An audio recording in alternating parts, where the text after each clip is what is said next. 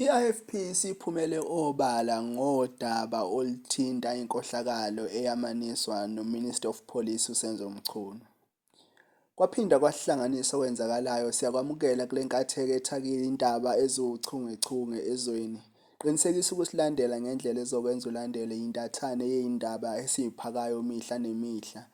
Abathamundi-ke beyindaba oma nalapho ngikutshele sebekhulumile namhlanje bathi iqembu le-IFP selivele lashayela isipikili sokugcina-ke likaMkhwanazi kanye noSenzo Mchunu. I-IFP isikhipha istatement inxusa umongameli wakuleli uRamaphosa ukuba aqoke isigungu esiyimele silanda amajaji asathatha umhlalaphansi kube yiwona azophenya ngalezi zinsolo ey'bhekene noSenzo Mchunu. I-IFP ithi awukwazi ukusolwa bese kuthiwa siphenye wena futhi.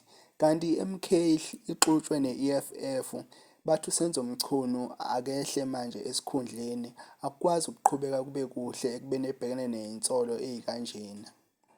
Eqinisweni-ke abantu basithandile istatement esikhishwe i-IFP.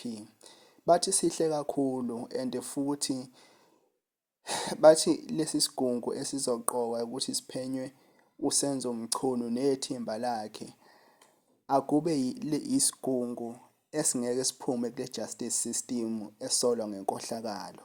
Phinde kusilandele sizazokushakela ezinye mayelana nalolu daba size sifike ekugcineni. Siyabonga.